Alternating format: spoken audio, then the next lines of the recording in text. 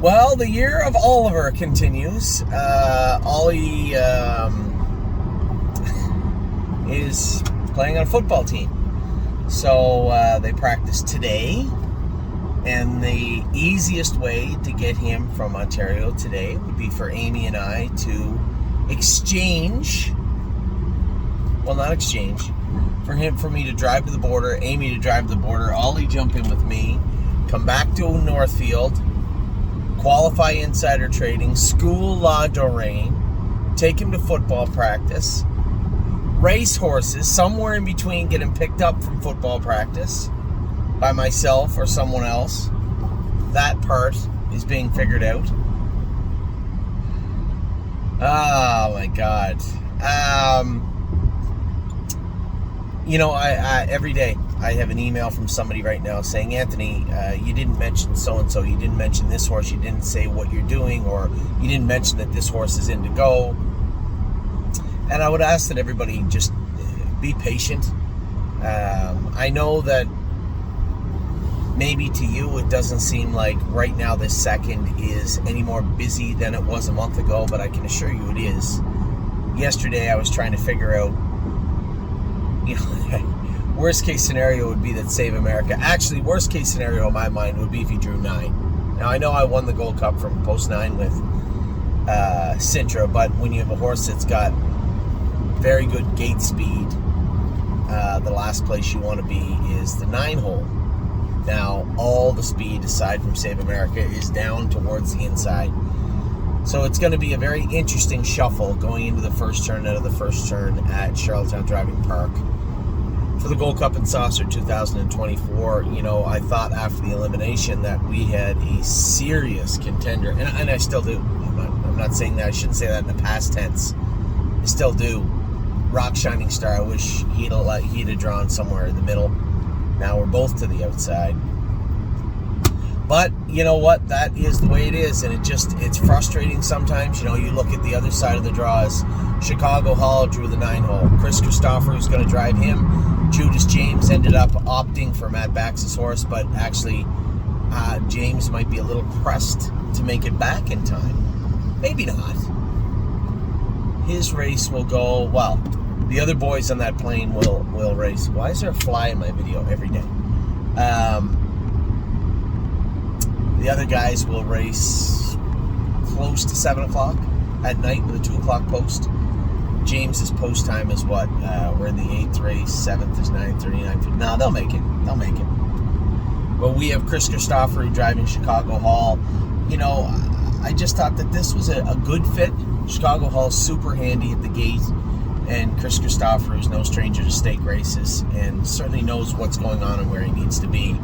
I just thought that if we couldn't have James, obviously, for this particular horse, Chris was a good fit. So Dominic and I talked about it. We bounced around 2 or 3 drivers that might fit the bill. We'll see. It's as it should be. The Wellwood is going to be a stiff group of horses. And we have a lot of stuff going on right now. I spent a good portion of the evening the other night talking to Scott about plans with the horses, and nothing's perfect, right? A lot of the times when we get stuff done, it's, talk about it, just spitballing and see what makes the most sense. Certainly racing Gaslight Hall in the tough division in Kentucky is not ideal, but when we know if we're not going to side with Kentucky, which I don't think we can just drop everything and bring him to Kentucky. It just didn't seem like it was plausible at the time. It's already 2 divisions gone, right? So, knowing that a even remotely favorable finish in the top division would likely get you into a final. There's only been 1 division of 12 the other day, I believe. So let's say he finishes 7th, 6th, 5th, whatever. He should be in the final. He can go back, finish up his year, and get some more confidence. Gotcha. Get some more confidence and experience in Ontario, and then return for potentially the final in Kentucky. It's not ideal. It's not perfect. It's not what you would script out in a smooth sailing of a 2-year-old season. But at the same time, all these situations are very fluid. Had he not looked so very good in Kentucky, it's a non-starter. We don't talk about it. He's improving in leaps and bounds. And Scotty made a good point. You know, you don't want to stretch him out too much. Well, you're driving him. Don't. How's that? It's not like they're going to go in 52. No, they're going to go in 54 in a piece. You're going to land 5th, 6th, 7th. You know, if you're lucky, there's a couple of breakers. Weave through. 58 at Kawartha Downs has got to be 55 in Kentucky anyway. So it's not like he's going to get embarrassed. You know, is he ready to trot in 53, 54? No, but truthfully speaking, Memento Mori showed a mile in 2 minutes and then went out and was just picked off in 55 and 4 his first start in Oak Grove. So these aren't unrealistic timelines to be talking about. Literally.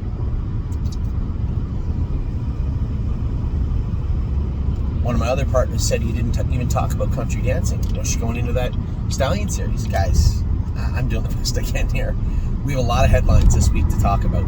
We have the Wellwood with Chicago Hall. I just talked about Chris Christopher from the outside. The end of the week, we have Gaslight Hall making a cameo appearance in Lexington, in unfamiliar waters.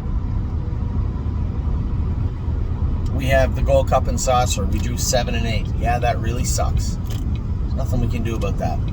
Time is on my side. Draws 4. He's 12-1 in the hemp. He's 12-1 because he has to race against the very best 3-year-olds right now going. Now, I maybe I missed one or left one out. I don't know. Aside from Nijinsky, I didn't see his name there. Maybe I missed him too. I have no idea. But when I'm looking at that field, love of God, those are some good horses. And then drew the 8-hole with Ready for Landing. It was going to be a long shot anyway. Geez, I was hoping for a favorable draw. Racing gods weren't giving those out to us this week, were they? 8, 9, 8, 8, 7, 8, 8. It just seems like a week of impossible post positions for us. Well, you know what? I wanted to update everybody on a lot going on. Obviously, people are starting to send me pedigrees for horses in the Ohio sale coming up at the end of the summer. We don't really do a lot of shopping there to begin with, do we? But shopping in obscure places is not foreign to us. I don't think we'll be going to the Goshen sale this year. We've been beat up pretty good there the last 3 times, and it's in a weird place at a weird time anyway. Of course, I'll look through the pedigrees and I'll look through the horses. The Ohio sale is a little different. I think the select sale trimmed down a bit and was a little more selective this year than they have in the past. They don't want to go 2 days. The last time they did that, it was an absolute bloodbath for the breeders. They would rather say, no, take your horse to the blooded sale. So we'll look through the blooded sale and see what's there. I don't know if there'll be anything for us, but we'll look. I have been given a few hip numbers to look at.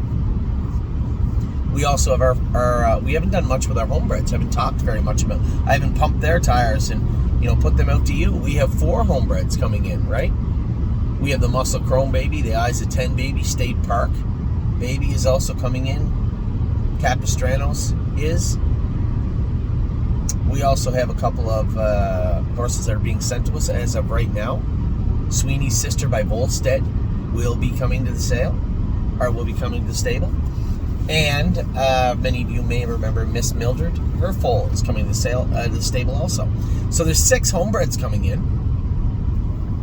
Aside from a number of other things, there are 6 homebreds that are coming to the stable.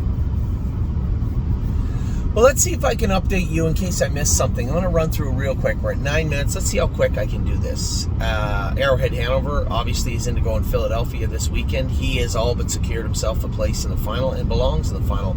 Allie's Got Grit. I don't know if Allie's Got Grit is in. I apologize. I should know the answer to that. I am one of your major partners in Allie. I know that Jim was doing some work on this horse. I talked to Marcus Miller yesterday. I think he is in, if I'm not mistaken. I talked to Marcus yesterday, and he told me he really liked the filly, but he had to take his dad's horse. I'm not sure who's driving. What a lady, what a night. We'll get to that. Before she races, I'll update you on that. Aunt Lily. I believe Trevor Smith is going to drive Aunt Lily, and Dave Pallone is going to drive Freedom Hill on Saturday evening. They're both coming in good. Atrant. talking to Dr. Rucker right now.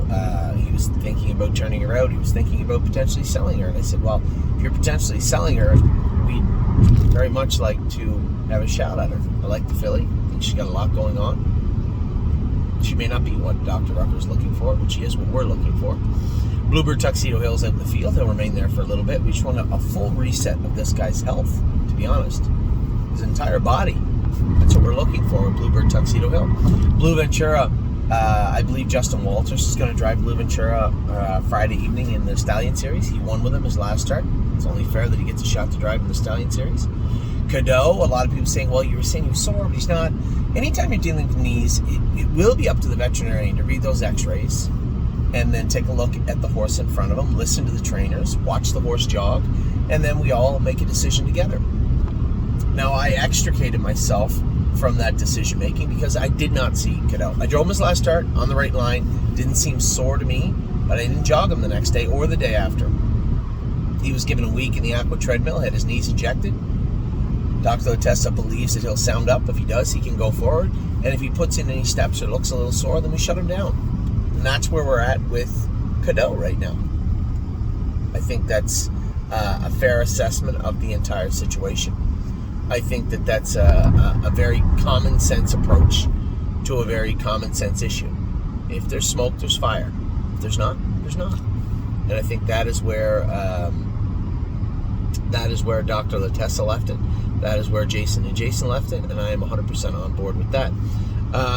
Captain Incredible raced good yesterday. Got to make some shoeing changes, let his hobbles out, do a little vet work to him. Scott was happy with him. He was getting into his outside knee a little bit, but I think we can work on that and have him better for his next start.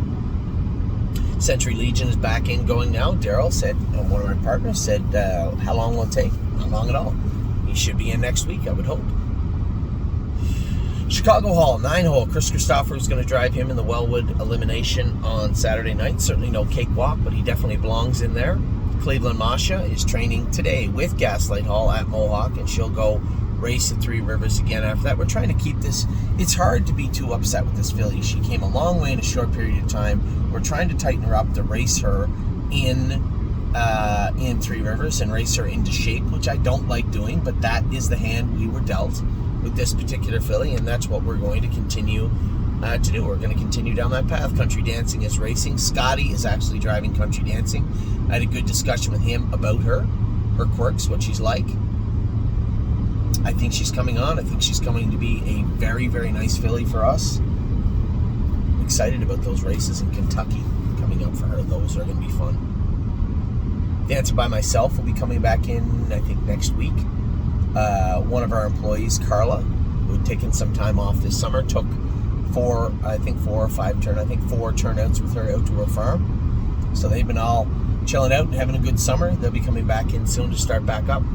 Fire and Shine, an underrated filly who deserves a little more respect. She's a nice filly, has done her work very, very well. I'm fancy liking this filly. Reminds me a lot of her. Not really mechanically or the way she looks or anything like that, just the situation pertaining to her.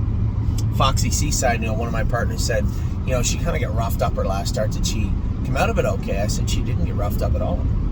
Taken off the gate, third over. She's got to learn. Now, as I said in my email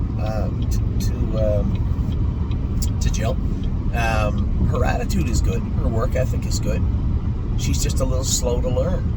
A little self-conscious. It's going to take time. That is all about maturity.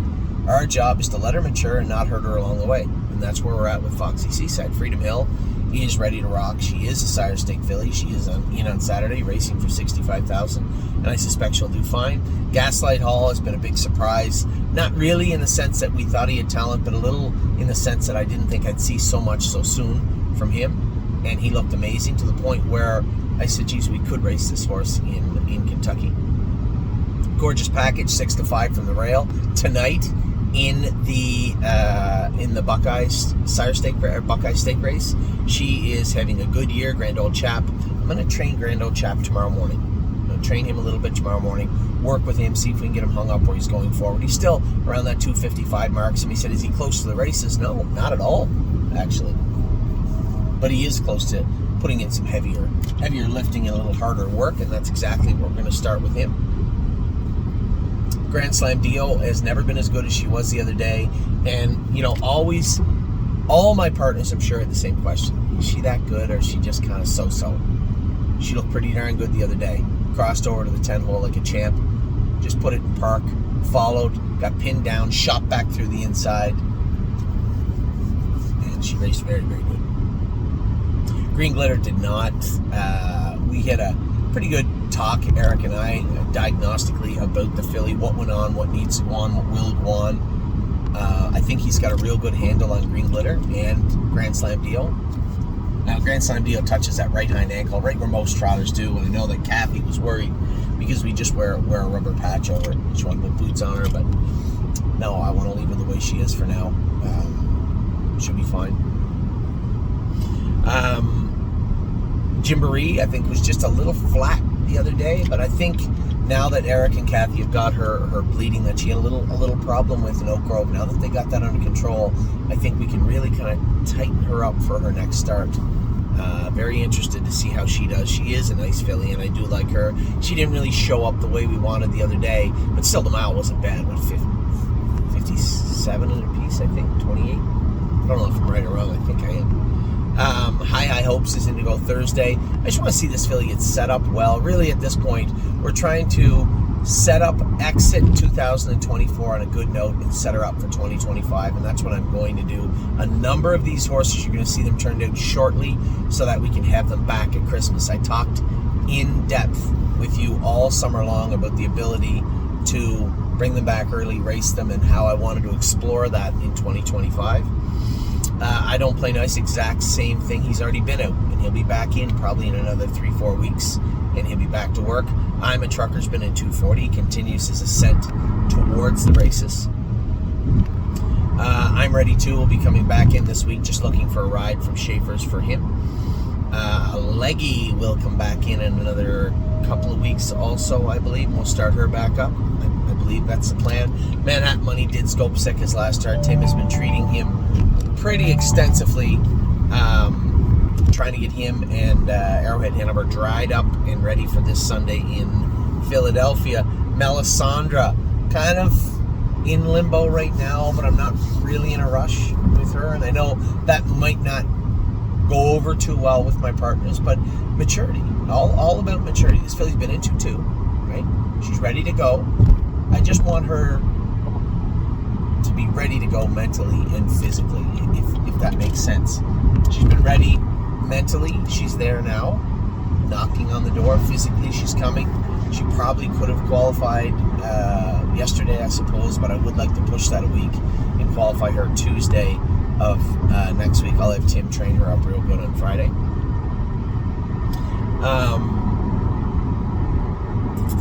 Mountaineer Prince, he's supposed to be back. Now, many of you may... I jumped over Maury here, didn't I? Gotta be careful what I'm doing here. Memento Mori is in to go this coming weekend also. Looking good, feeling good in Kentucky. Happy with him. Mountaineer Prince, many of you might have saw that Lauren's dad, Donnie Herman, went down, broke his collarbone, and dislocated his shoulder. So I suspect he's likely out for a while. I don't know what will happen. Now, Mountaineer Prince was supposed to return this evening to Northfield Park. If he does, we will qualify him next week. If he doesn't, we'll make arrangements accordingly. I know a lot of our clients are saying, Anthony, can you go drive Sunset Acres Girl? I didn't want to bother Donnie. Obviously, it sucks when you go down and you get hurt. It takes a couple of days just to collect your thoughts and start thinking forward. And I'm sure we'll have a discussion over the next day or so. I don't know that I can. I'm not sure what's going on that particular day. If Donnie needs me to go, I'll do my best to get there. But I can't make any promises just yet. My Wicked Heart, she's going to be sold. We're going to move some horses out over the next month. And it's just the reason I haven't. I've been watching the sales also, and I think we virtually have to give her away right now for her to be, for her to leave the barn. And I just, it is what it is. I guess we should have sold her a month ago. I thought I saw a little flicker there when we trained her at First Line. I thought that she maybe would be good enough to race in some sort of overnight capacity, but that just wasn't the case. And we got to look at our exit strategies with her right now. Never Lose Felix will come back in next week. Oh, he'll know. I've talked quite a bit with with Dr. Latessa over the last week about her, and I think so highly of her. With her knees bothering her right now, I think we're at the point where I'm just going to say, let's just give her the time. 3 weeks in the stall, we have put some polyglycan in those knees of hers. 3 weeks in the stall, we'll shock them once. After the 3 weeks, she'll get 3-4 weeks in the field. Now, Dr. Latessa hasn't stamped that. Because he wants to look under every rock also, right? He knows exactly what I'm saying. I mean, I would like your take on this situation. And he's always really, really, really good at that. I respect his opinion 100%. And although that isn't 100% in the books just yet, that is where I am leaning with oh hell no. Pelican Al is back jogging and training right now. In fact, he is training this morning. Jason told me he was... what is this on? Jason told me he was going with him this morning. Princess Dream will race this week, I believe. She'll be entered in to go. Rose Run AJ will race in a maiden. That's a place he should do some damage. He'll race in a maiden next week. Rose Run Alexander is in tonight in the Buckeye. She should be very good. Rosetta lost her mind the other day, and somebody said, well, what had happened? I told you what I thought happened. Do I know for certain? No. I think I know, but I don't know for certain. And we'll get to the bottom of it. We'll get to the bottom of it this week. She'll train on Saturday. We made some changes with her. We're going to make a couple of shoeing changes with her. Put the hood back on her, and hopefully she behaves. If she doesn't, then we're going to have to go back to the drawing board. But considering how well she was the week before and how bad she was this week, I think hormones is probably going in the right direction. And Eric has started her and Green Glitter on Ridgemate. We always called it Regamate, but I see the vets always call it Ridgemate now, so that's what it is. Start her out this week. She Sits at the Bar is finally out of jail. She's going out to the field, so she will be out to the field for at least, I'm going to say till October 1st. That would be my guess, minimum, for She Sits at the Bar. I'm excited after watching Lovers Play go to the field and how she came back. I'm excited to see, get updates and see how she comes back. She'll be going to Schaefer's Farm. Southwind Idex and Speed of Sound will both be returning next week to the barn in jogging capacity. Trevino on Green is out. He'll remain out for another 6 weeks out in the field for him. Westland Warrior races this coming weekend, and excited to see how he races. I know Scotty didn't really warm to him after the breaks at the start of his stake season, and he's I don't think he trusts him, to be honest. I think he's warming to him after that good last quarter in his last start. 2 races in a row, he looked good. I think he's growing on Scotty, and we'll see how he races this week.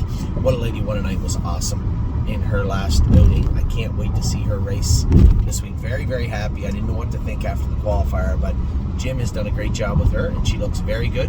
Woodmere Betcha continues to jog, not back in full training yet in Prince Edward Island. Admiral Dio is on track to qualify 1st of September. Arson will be in the 80,000 class next week. We're moving him up into the 80. A lot of people maybe not close to the situation might ask why. A lot went into it. There's a lot of analytics and a lot of discussion between myself and almost all my partners over this. We've decided to put him up in the 80 class. Casanova Hall races tomorrow in the Meadows. I'm excited to watch this guy go. For those of you who may not know, we bought a horse that is in the Stallion Series final. It's confirmed. I saw it last night in the list. He's locked in. He's sitting 4th or 5th, which is good, I suppose. Dominion, his next start will be a very defining moment in his career. We're going to send, I'll talk about it in a minute, I'm going to send Really Don't Care back home in hopes of getting a decent 3-year-old mark on her and the marketability that surrounds that in regards to her as a broodmare. But she'll be heading back to Harry Polton's barn. We'll see how that plays out, and in turn, if Dominion has to leave, then so be it. Harry will also get Rock Shining Star when he comes back, potentially when he comes back from Prince Edward Island. We'll see how that plays out the next week or so. Don't talk about Bruno. Two big steps forward in the 2 previous races, and then kind of a so-so start in his last. We'll see how he bounces back this week. Drebin did not get in the Beal. That's disappointing.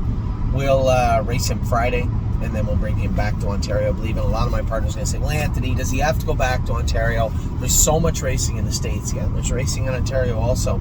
And when you look at what he's eligible to and where he's racing, he's going to be a long shot. He's going to be 8-1 in the non-winners of 2x4 at the Meadows.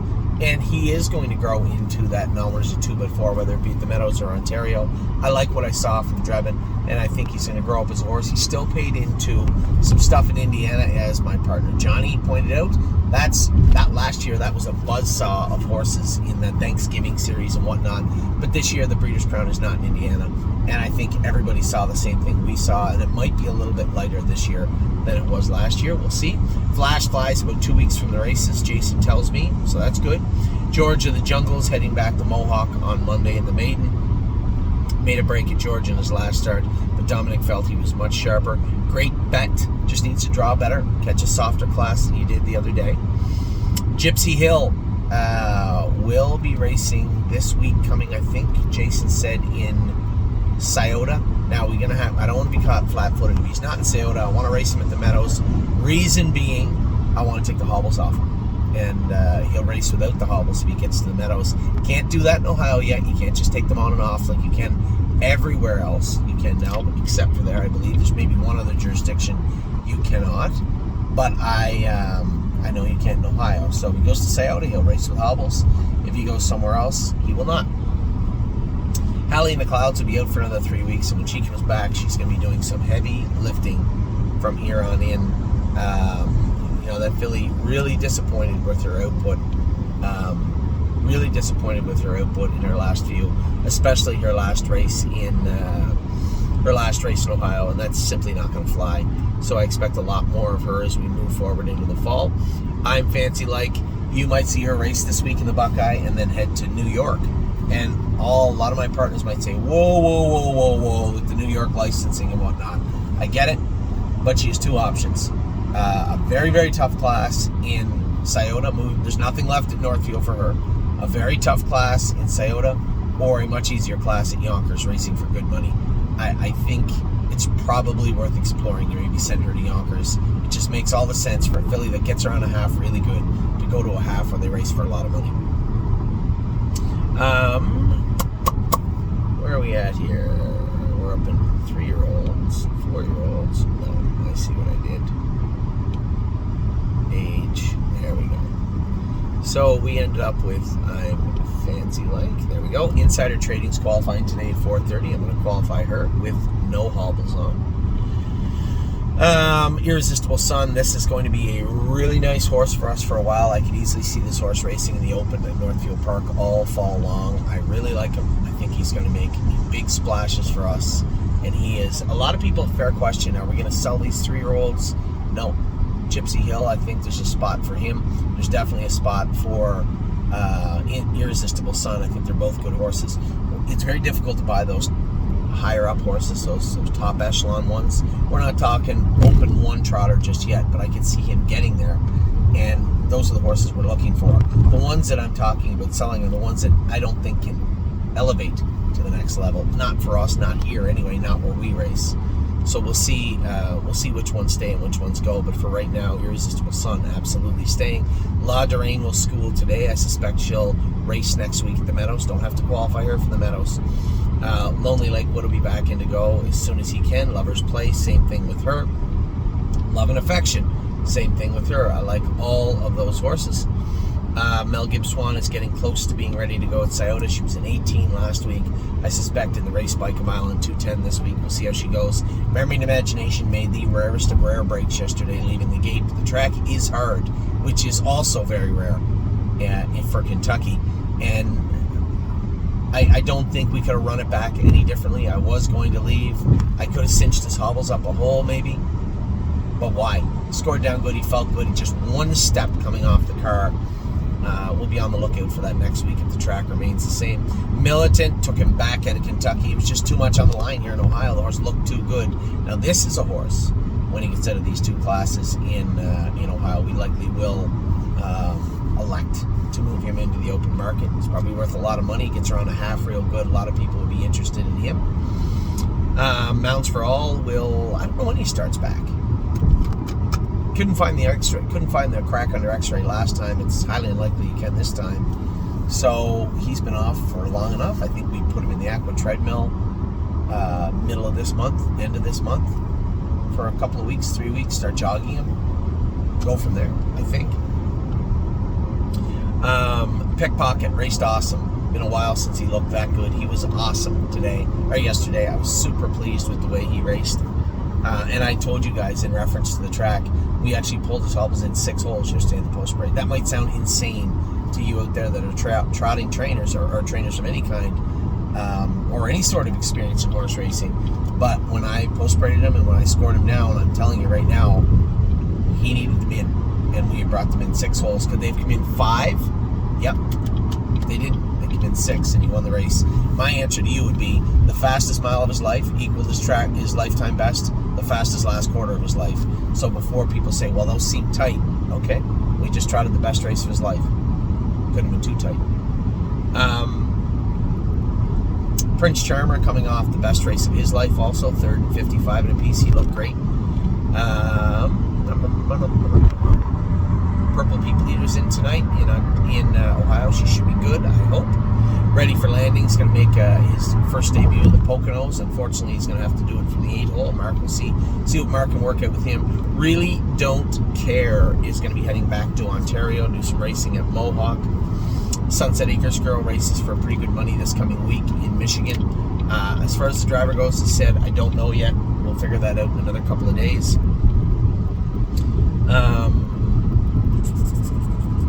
Sweeney is jogging right now. I'm going to train him a slow mile tomorrow. We'll see what's up with Sweeney.